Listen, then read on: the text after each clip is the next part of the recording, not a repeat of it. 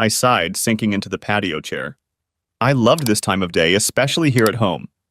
It was so quiet and peaceful as I sat on the patio and sipped my coffee. I could hear the birds chirping and see them flitting around, living their lives to the fullest.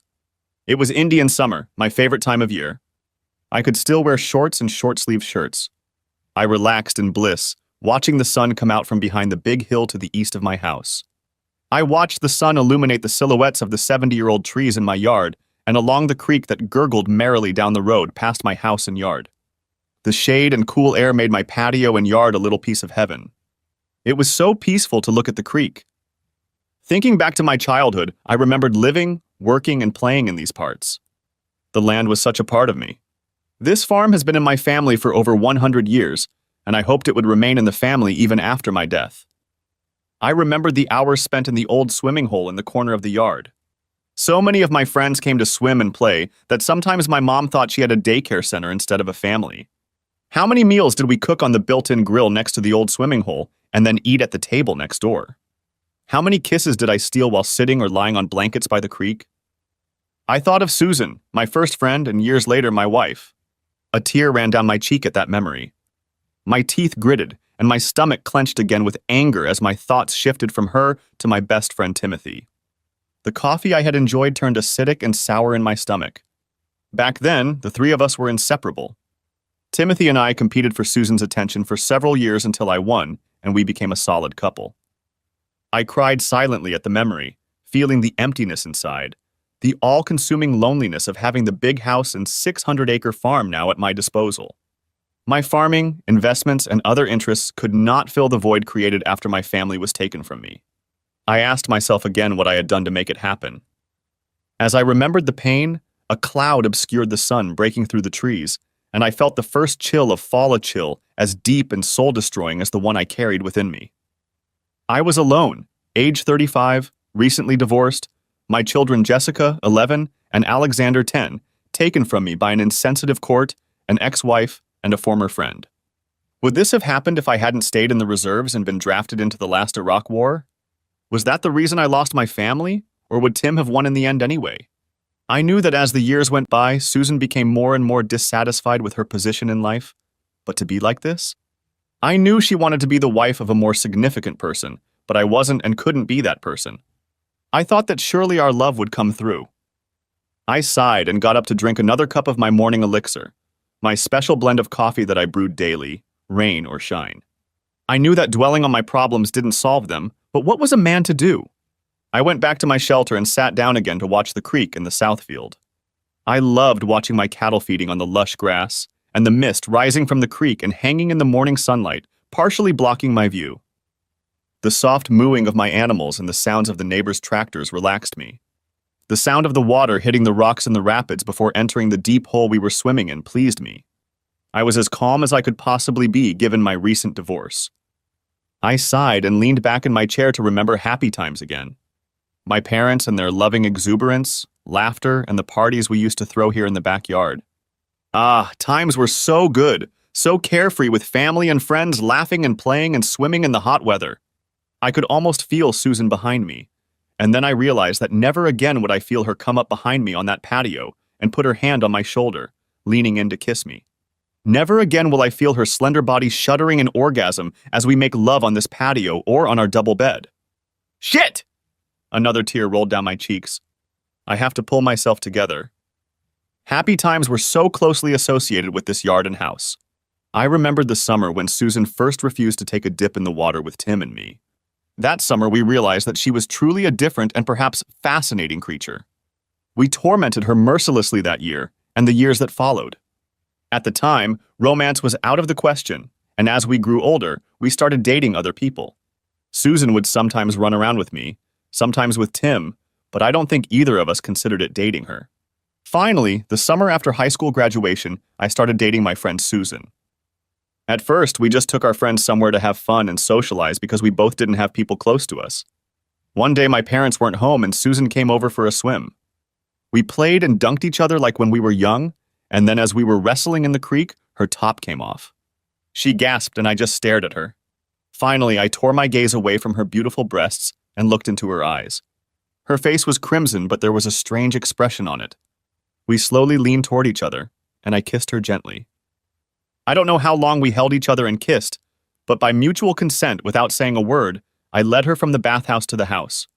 On the way, we stopped several times to kiss and touch each other. Finally, we came to the entrance of the hallway. She ran down the hall to my bedroom, and I followed her. The excitement and fear that I would do something wrong or hurt her was almost overwhelming. Susan led me through the most exciting and heavenly afternoon. "Don't worry, John. I'm on the pill," she said. A day or two later, I didn't even think about the fact that it obviously wasn't the first time she'd had sex either. I was so hurt the next time I saw her, and she confessed that good old Timothy had possessed her cherry almost a year ago. She looked at me in surprise at my upset and said, "John, I'm not an easy target, but so what if it wasn't the first time? So what if there were two before you? Does it matter?" I decided then that it didn't matter to me, but now I wonder if it should have. At the end of that summer, we enrolled in community college and were together for the first year. During the summer, I felt drawn to the world and gave in to my secret fantasy. I had always dreamed of military service, so I enlisted in the Army. I served my allotted time and came home as a sergeant. Susan stayed at the college while I was away. I tried to get her to promise to wait for me, but she only smiled and stroked my face affectionately, saying, "Oh, John, you know how much I love you. How could you think I would ever forget you?" I wrote to Susan for almost a year before she wrote to me and told me that she had met a man and wanted to date him. After my letter to Dear John, I never heard from her again and lost contact with her. I heard that she was dating the guy she dumped me for and a few others, but I didn't try to keep track of her. Eventually, we broke up. On my second day at home, I was walking down the street and saw Susan. I remember how my heart trembled when I recognized her. When I called her name, her face lit up with that wonderful smile I remembered. The whole day seemed brighter as I watched her smile and chat with me. I felt myself weakening as she touched my arm to emphasize her point. Walking over to her, I examined her left hand. "Oh God," I remember thinking. "No rings." I invited her to a local cafe for coffee and was so glad when she accepted. We spent the afternoon talking. I learned that the man she had left me for had only been with me for 3 months. She said she was so ashamed of what she had done that she never got up the courage to write me again. Susan told me that he was a senior in graduate school, and she was so enamored with his manners and knowledge and his outlook that she just had to date him. He was from one of the best families in the neighboring big city and drove a nice car, but she found that he was just a flash. He had a wandering look in his eyes. I still remember comforting her as she cried and saying, "Oh, John, I was such a fool. I left the most wonderful and considerate man in the world for such a jerk." She dated Tim for a while, but according to her, they did not get along. She is now in her last year of college and lives at home. When she told me that she wasn't seeing anyone else at the time, I was so happy. I begged and pleaded until I convinced her to go out to dinner with me that night. Over the next few months, I pursued Susan relentlessly. The first time I asked her to marry me, she refused, and I was crushed. I redoubled my efforts and continued to pursue her. Finally, the second time I asked her to marry me, Susan sighed and said yes. We were married on Christmas Eve and never looked back. Or rather, I didn't look back until this spring. I now wish I had taken her no to my first proposal as my final answer, but then I wouldn't have had my 2 wonderful children. I went back to college and majored in agribusiness with a minor in mathematics. Along the way, I participated in the Army ROTC program and got my commission. I chose to serve in the reserves and life was so good. We were so in love with each other. I still loved the Army, but now it was competing with Susan for my time. She complained about my time in the reserves, and I complained about having to be away from her, but I couldn't give it up. It was in my blood to sing a duet along with my love for Susan. After college and basic officer training, Susan wasn't too happy when I came home and started running the household. She wanted me to stay on active duty or find a job in the city. I thought I had convinced her that what I was doing was the right thing for me and for us. Shortly after I returned home, Susan became pregnant with Jessica. And a year later, Alex came along. We were living the American dream, I thought. Then the second war in Iraq started. My unit was drafted into the Army. By this time, I was already a captain and commander of an engineer sapper company. I loved my job and my men and was proud to be going. But Susan was tearing my heart out, begging me to give up the trip. I remember the last night home when she clung to me and cried herself to sleep. She just couldn't understand that this was the price for freedom and that it was part of who I was. a job like farming or anything else I could do. I was a citizen soldier and a farmer. She could only see how my leaving would affect her and the children. She complained that I was abandoning them. I agonized, but I had no choice. I knew Susan was hurt and upset, but I couldn't believe her behavior. When I called, she was withdrawn and didn't talk for long periods of time. I hardly received any emails, nor did I receive a few packages from the kids. I rented out the land to Timothy while I was away so she wouldn't have to do the farming thing. The next year shouldn't have been too hard on her, but I certainly got a portion of the guilt for how hard it was without me at home. About 3 months after I arrived in the country, I received a letter from Susan. She informed me that she had found a job at the grain elevator as a clerk. Susan told me not to try to call her at home during the day or bother her at work as she was very busy. She was so pleased and proud. She said Tim took pity on her for staying home alone all day and found a place for her. I found out later that he had indeed found a place for her. A couple months after Susan told me about her new job, Jessica mentioned in one of her letters that Tim and Susan had been out on a walk in town, and her mother came in drunk and crying. I tried to call Susan but couldn't, so I wrote her a letter asking her to tell me how it really was. I never got a reply, but when Jessica wrote me again, she told me that she had gotten in trouble for bothering me by telling me about her mother's activities, and that Susan had told her never to mention such things again because she didn't want me to worry. I was worried, but I trusted Susan, so I eventually decided that she was just so embarrassed to get drunk that she wanted to hide it from me. Then that day came. We were supposed to move our base of operations and were in a convoy of vehicles when our luck ran out. My car was hit by an improvised explosive device. My driver was killed and I was severely wounded. I had a broken left leg, several broken ribs, and received a penetrating wound to my right thigh and chest. I was in Iraq for 10 months and was not able to return home until 17 months later. My wife and children never visited me in the hospital, and I received very few letters and cards. I had no other relatives because my parents died about 6 years ago within a few months of each other. Once in a while I would call home, but the kids were withdrawn and I never got to talk to Susan. She was either at work or in a meeting. Every once in a while one of the kids would mention that she and Mr. Geithner, her boss Timothy, had gone out to dinner or to some social event. I never got an answer to my questions and began to worry. Finally, I was released from active duty and allowed to come home. I was so happy and excited. I called my kids and asked them to ask their mom to pick me up at the airport. And to be safe, I emailed the flight number and arrival time. I remembered the panting and the blurred vision as I looked down at my home neighborhood as the plane came in for a landing. I couldn't wait to see my wife and family and hug them one more time. I looked and looked but couldn't see them in the arrivals hall. Finally, as I was leaving the baggage claim area, I saw a man in a nice suit holding a sign with my name on it.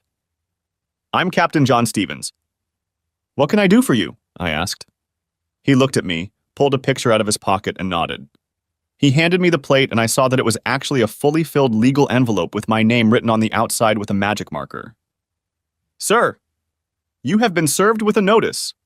This envelope contains a petition for divorce between your wife Susan and you. It also contains a restraining order prohibiting you from coming within 1,000 feet of your home, wife, and children. You are also prohibited from having any contact with them, including phone calls and/or mail. Have a good day, sir." He looked at me, shook his head, and walked away. I walked to the nearest chair and sat down, gasping in shock and pain, trying to decide what to do. A sob escaped my throat and my eyes were watering. I was overcome with anger.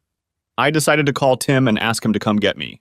He wouldn't answer the phone at home, and when I called his store, they told me he was busy and couldn't be disturbed. I remember sitting staring into space, tears streaming down my cheeks. I was crying silently. People looked at me as they passed by. Finally, a security guard came up to me and asked, "Sir, are you all right? Do you need a doctor or a priest?" I looked at the guard and shook my head. No. I just walked away from a herd of doctors, and another one can't cure what ails me right now. I'm coming home from Iraq, and instead of meeting me and taking me home, my wife sent a bailiff with divorce papers. What the hell do you think a doctor or priest can do for me? By this time, a small group of people had surrounded us, and when they heard this, there was such a gasp that you would have thought there was a leak at the airport.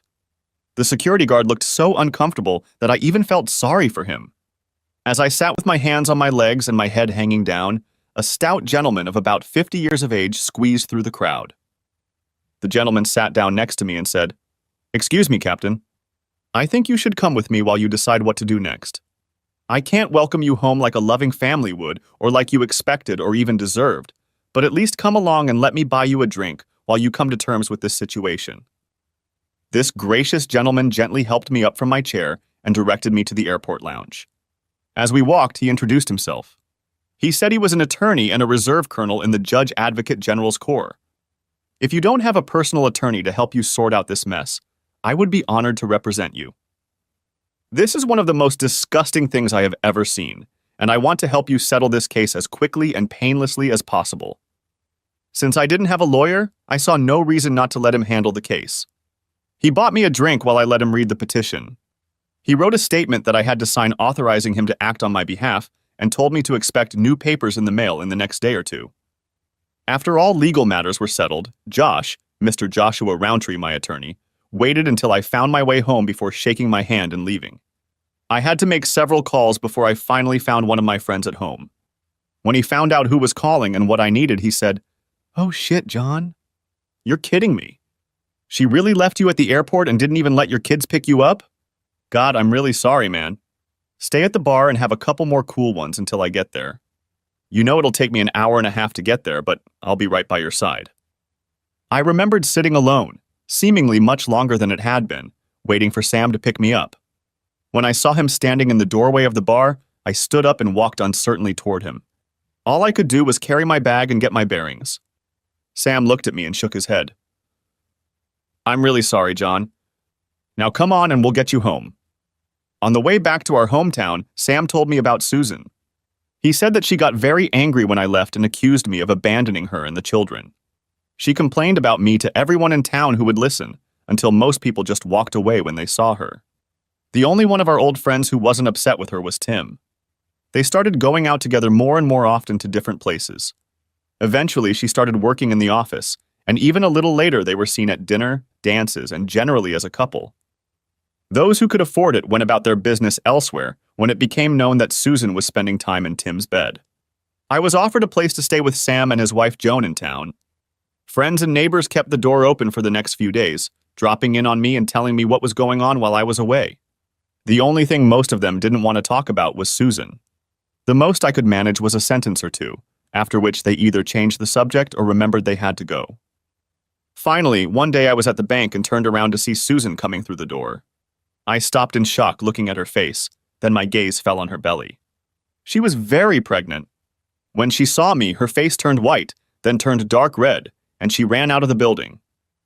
I stood and stared, feeling like a fool. And then I noticed the silence in the building and saw that almost everyone was looking at me. I turned around and walked outside too. I was standing by my truck when I felt a hand on my back. I heard a woman's voice. "John, are you okay?" I looked in the direction of the voice and saw one of my favorite teachers from high school. She instilled in me a love of math and spent hours taking me to an even higher level of knowledge than the school offered. I smiled and said, "Yes, I guess so, Miss Maud. How are you?" Miss Maud smiled slightly and said with a certain amount of acerbity, "Well, boy, I guess you're a little better than you are now. You know the whole town is proud of you and most of us are sorry for what you're going through. If you need to talk, you know where I live, son?" She hugged me lightly and walked back into the bank. I couldn't believe no one had told me Susan was pregnant. I know I had only been home for 3 days, but damn. I knew now that there was no way we could ever get back together. I was almost certain before, but now, no way. The divorce was long and bitter. During the hearings, Susan and I were warned a couple of times about contempt of court when we got into altercations. During one of her tirades, she told me that one of the reasons she was divorcing me was because I would never accomplish anything and she needed more for herself and the children. She told me that Tim had accomplished a lot and would be able to provide for her and the kids. I just stared at her in shock. Tim only had 140 acres of land, and although he ran a farm store, he only owned 25%. However, he liked to run a big strip through town, and there was talk of him running for the State House of Representatives. He was always flamboyant, and I suppose that and his smooth lines is what ultimately led her to victory. I now wish I had paid more attention to her when we were younger, and she was always running with Tim. It seemed to me that even when we were together, she spent a lot of time with Tim, but I just wrote it off as friendship. We seemed to fight about everything. I didn't think I was unreasonable, but she said I was unreasonable. She wanted the house and half the farm, 3/4 of the bank accounts, and full custody of the kids. I was able to keep the whole farm to myself, but it wasn't easy. To keep the land, I had to give her all but $10,000 of our savings and a promissory note for almost $200,000. I was very pleased that the 2 real estate agents we had brought in to appraise the place were also unhappy with the way she had treated me. They appraised it at $1,500 an acre instead of the $2,250 it probably would have sold for. I was afraid the judge would disagree when she and Tim complained, but we had a trump card up our sleeve. About a year before, one of our neighbors had financial difficulties and quickly sold the property for $1,250/acre, so the judge allowed $1,500/acre to be used as a reasonable appraisal. Tim was so angry that he was escorted out of the hearing swearing and yelling. Finally, yesterday it was over. In my 35 years, I was single and alone again, unless you count a town full of friends. Susan had gotten custody of the kids, but I had unlimited visitation rights and was guaranteed at least 1 weekend a month and 2 months in the summer. With another heavy sigh, I got up to face the day. The first day of the rest of my life, a life without the woman I loved so much. It wasn't going to be easy for a while, but I was sure I could get through it like I had gotten through Iraq and the wounding. I wondered if it would hurt as much as it had then. Susan and Tim got married 2 weeks after their divorce was finalized and moved into his house on 140 acres of land. I was able to keep the kids for the week they took for their honeymoon.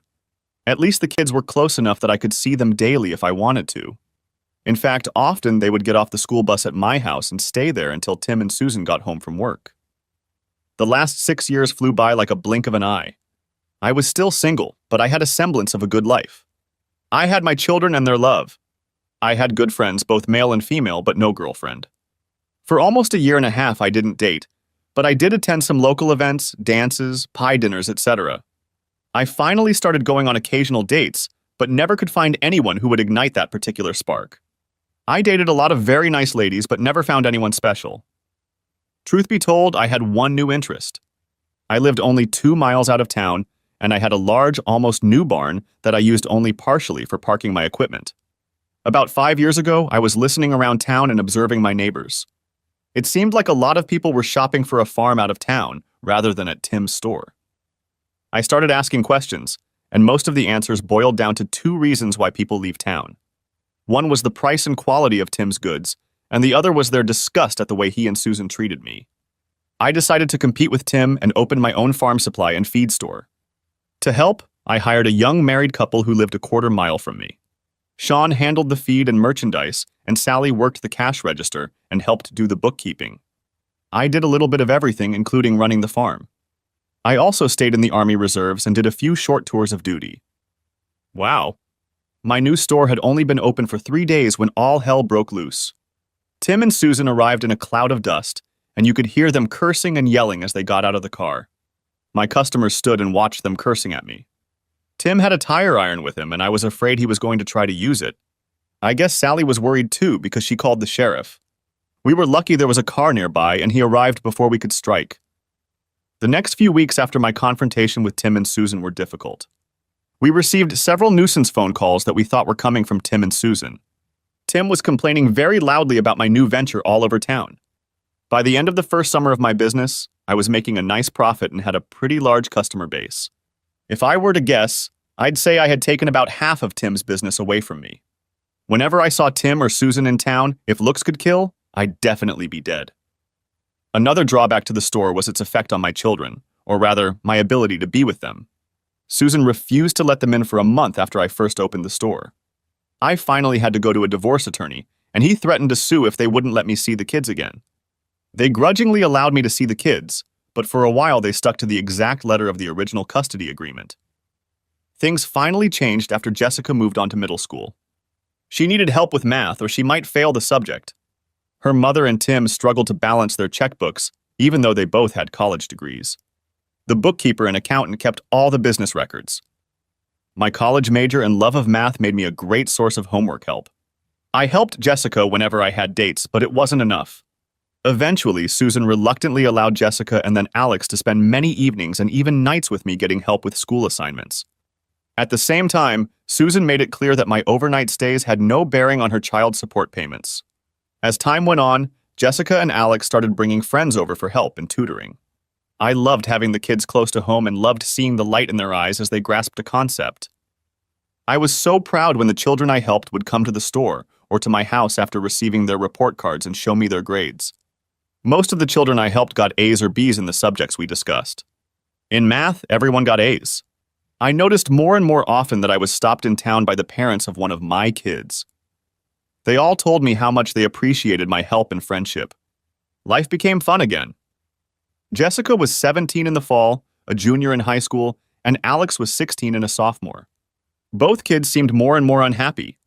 They were spending more and more time at my house asking for help with their schoolwork. I could tell they really understood the subject matter when they came to me for help. Finally, in February, I fell silent and demanded an explanation of what was wrong.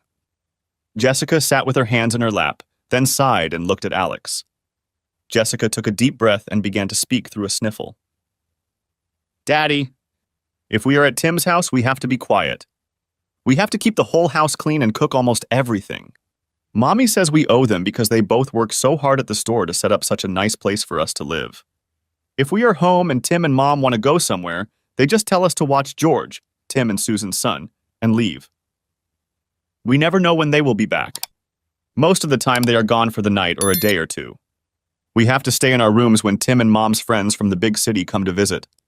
It feels like they are ashamed of us. They always go out to eat or to parties, and we hardly ever go. When we stay here, you don't make us do anything you can help us with. We laugh and tell jokes. We watch TV, and sometimes you take us out to eat or just for a walk. You let us invite our friends over, and we can laugh as loud as we want and listen to our music. Oh, Daddy, I wish we never had to leave our home. I know, we so wish we could come back here and live. We miss him and you so much." After calming the kids down, I helped them finish their homework and reluctantly sent them back to their mother. When they left, I sat and thought about them and their problem. How I hated what had happened to my children and my life. The next morning, I called the attorney who handled the divorce case. He said that the children were old enough to decide where they wanted to live, and if the court agreed, they could move back home. One of the perks of that would be an early termination of child support. I told him to start working on the problem and filing paperwork. The next time the children came to see me, I told them what the lawyer had said. They looked so happy when I told them about it.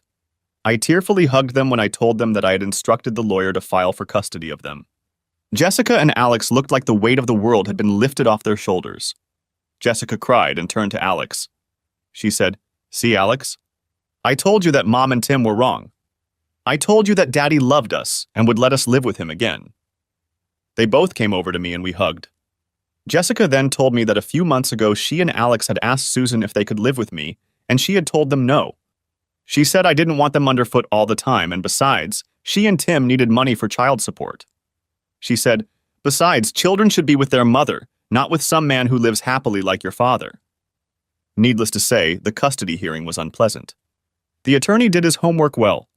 He had assigned a private investigator to keep an eye on Tim and Susan and document the times they were away, leaving all three children to fend for themselves. Jessica was old enough to be left alone, but it was a little dubious to assign her the care of the two boys for such long periods of time when she stayed with them. In addition, the judge listened to the children's wishes. He ruled that they would be allowed to return to my home. I think we were all shocked when the judge ordered child support services to monitor the home life of Susan and Tim's son George. Susan was furious. She was screaming and yelling in court, and then Tim came up to me and said, "You just couldn't leave it alone, could you, Trump? You just had to set Susan up and get us in trouble again, didn't you? Wasn't it enough to ruin my business and chances for the house?" And walked away. The children settled into the house, and in the summer it was such a delight to hear the children bathing and playing in the old swimming hole day after day. I think we had half the children in town gathered at one time or another. I noticed that the same three boys often attended when Jessica was home, and Alex's core group of 16-year-old kids did too. The Saturday before Thanksgiving. I was sitting on my porch in the middle of the afternoon, and I heard and then saw an older car coming down the dead-end road toward my house. They drove past the store and I realized this was not a business. I wondered who it was and got a little annoyed because every now and then people try to drive through my field to get to the road on the other side. The road has been closed for over 30 years because the creek changed its course and eroded it. But people still want to drive through and try to drive through my field. I sat and watched as the car stopped in front of the house and a very beautiful woman in her 30s got out. I realized that I had never seen her or the car before. As she approached the porch, she looked up at me and asked in her most pleasant voice, "Are you Mr. John Stevens?" I nodded and then said, "Yes. How can I help you?" I really hoped it wasn't some salesman or Bible scholar.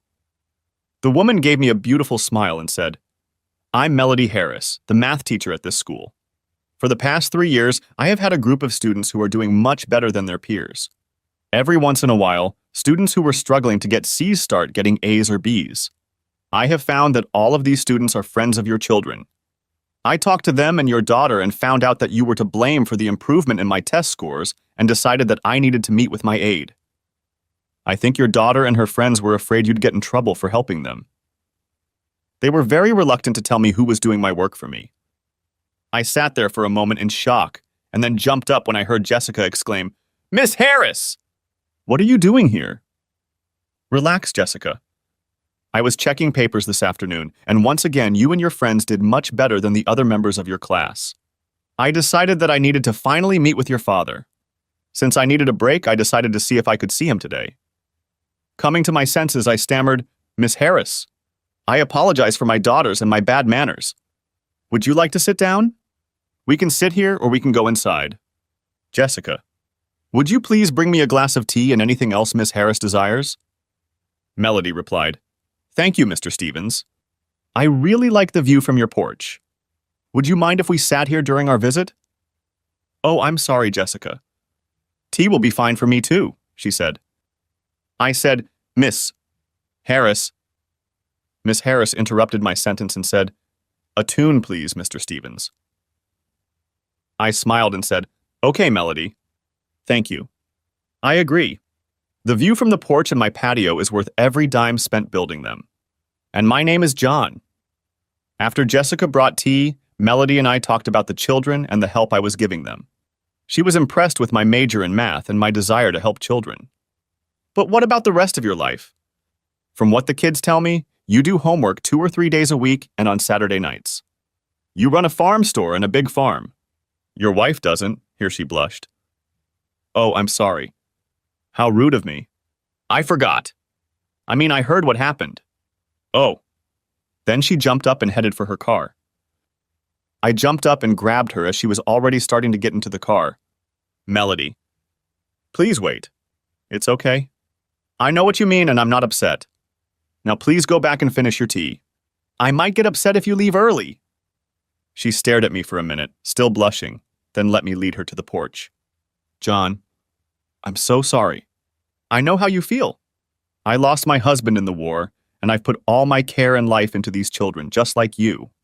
I keep hoping to start a real life and find someone, but there's just no one here I'm interested in. Is that your problem too?" I started to get frustrated with her intrusiveness, but then I thought, did I really? After all, she hadn't said anything that I didn't think about the male reserve of my favorite hometown. I looked back at Melody and saw tears streaming down her cheeks. I walked over to her chair and knelt down next to her and then said, "Shh, Melody. It's long in the past. If you want to tell me about it, I'd love to hear you out, but you really need to get over it." She looked at me and said, "We had only been married 18 months when Jason died. He was a Navy helicopter pilot and didn't return from his first combat mission. We wanted to have children, but we didn't have time to start a family. I dove headfirst into my studies, and when I found this job opening here, far from the coast and bad memories, I accepted. I've dated some, but other than a few nice men, I haven't found anyone to share my future with. I understand how you feel. I'm just thankful for the kids I'm raising in school. I think we knew all the same people. I knew the problems and idiosyncrasies of the men she dated, and she laughingly told me about the mores and problems of the women I dated. We had a good laugh reminiscing about dating. We discovered that neither of us liked the bar scene in the nearest major city, 45 miles away, and neither of our friends had anyone acceptable to set us up with. Melody was impressed that I am still in the reserves, have already become a major and may soon be promoted to lieutenant colonel. I now have 22 years of total service and am trying to decide whether or not to retire. I explained that Sean and Sally had long ago taken over 98% of the work at the store. They and the other hired help made me redundant, so since there was nothing keeping me home, I took many short tours of active duty in the reserves. I also explained that these short tours of duty stopped when the kids started living with me again. I considered retiring solely to be home with the kids and not have to worry about being deployed again if the Army needed me. Dusk descended and we were still talking. My stomach rumbled, then Melody's. She blushed and apologized. She said she had to go. I haven't had lunch and I really need to eat dinner. I said, I have enjoyed our conversation very much. Why don't you let me take you out to dinner in town? The kids have dates and otherwise I would be here alone. We could go to a cafe and continue our conversation over dinner. No, John, I really can't. I can't believe I kept you all day. I'm really sorry for tearing you away from your work, she said. I looked at Melody and I thought I saw a flicker of longing in her eyes. Melody, if you really don't want to come with me, fine. But if you're worried about imposing, forget it. I'm enjoying this day more than any other day I can remember since I got back from Iraq 6 years ago, and I really, really don't want it to end. Melody looked at me, then licked her lips and said, Okay, John. I really like talking to you too, so let's do it. I smiled and said, Great. Do you need to go home first, or can we just take my car and drive from here? Oh, I'm not dressed to go now. I need to shower and change, she said. I laughed and said, Okay. If you want to clean up, fine, but remember where we're going. I bet half the people there will have manure on their clothes, and from the cafe, they'll go straight to the barn or the field. You look all right to me, but we can do it your way if you want. Melody looked shocked, then laughed. John, when you're right, you're right. Let's go. She took my hand and we walked. I can't remember when I've enjoyed a meal more. I almost didn't get to eat. It seemed like everyone we knew kept coming over to the table to look at us and talk. By the time we left the cafe, it was closing time, 9 p.m., and I managed to talk Melody into stopping by my house for some wine when we got back. We were sitting together on the couch at 1 o'clock in the morning when Jessica returned from her date. Dad. Miss Harris. Me! Then she blushed, looked at her companion and said, We didn't think you'd still be on your feet. When Jessica realized what she was implying, she groaned, covered her mouth with her hand, and ran off to her room. I looked at the very shocked young man and the teacher, then smiled. Excuse me, I said. I think I need to talk to Jess. Why don't you both sit here while I sort this out? Jess cried when I knocked and entered her room. She threw herself into my arms and said, Oh, Daddy. I'm so sorry. I didn't mean to say that, and I'm so sorry for interrupting. I kissed her and told her it was okay, and then asked her to go back to the family room. When she saw Melody, she blushed again and said, I'm sorry, Miss Harris. I really didn't mean what I sounded. I was just so surprised that you were still here. Melody replied, It's okay, Jessica. I know what you meant, and what you said doesn't bother me. I'm sorry we interrupted your time with Nathan. Melody looked at me and said, John, I really have to go. I don't know when I've had such a good time. I got up and walked her to her car. As she started to close the door, I grabbed her and asked her, Melody, can I call you? Could we do this again? My heart raced and my stomach fluttered as she smiled and said, Oh, please. I'd really like that. That's how it all started. Melody and I started dating and discovered that we were, as they say, soulmates. I felt much better with her than I did with Susan. At times, I wondered what I even saw in Susan, especially after she'd gotten so nasty during and after the divorce. As the months progressed, I fell more and more under the spell cast by Melody. We enjoyed going into town for good food and attending the many local and school events. The world seemed brighter now. Melody appeared to me to be an exciting and sensual woman. Since Thanksgiving, I'd been with Melody every minute I could get my mind off the farm and she off her work. On Valentine's Day, we went out for a candlelight dinner. When we got back to my house, I finally learned how passionate Melody was. I had suspected she was a passionate woman for months, but until this night, the most I had gotten was her wonderful kisses and a few feels of her gorgeous breasts outside of her clothes. Both kids had dates, and I escorted Melody to my house. Her simple red silk dress was stunning. It fit her like a second skin. The skirt was full and fluttered delightfully as she walked. She wasn't wearing a bra, and I couldn't take my eyes off her very prominent nipples. They were almost peeking out of the bodice of the dress. We sat on my couch, staring into the fireplace, sipping wine and talking. We kissed. I still remember her whispering. She whispered, "I love you, John.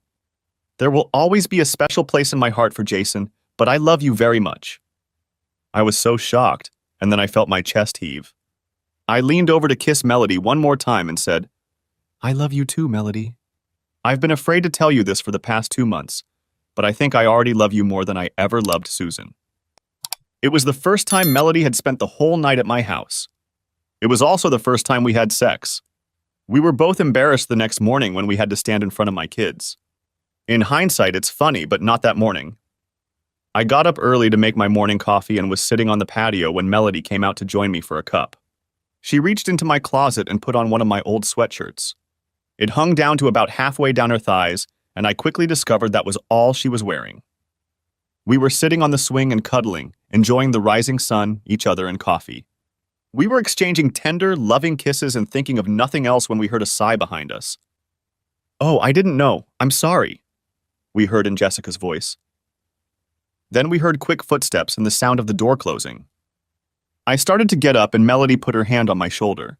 She gave me a quick smack and said, "No, John. This is my fault, and I think I should handle it for you if you don't mind."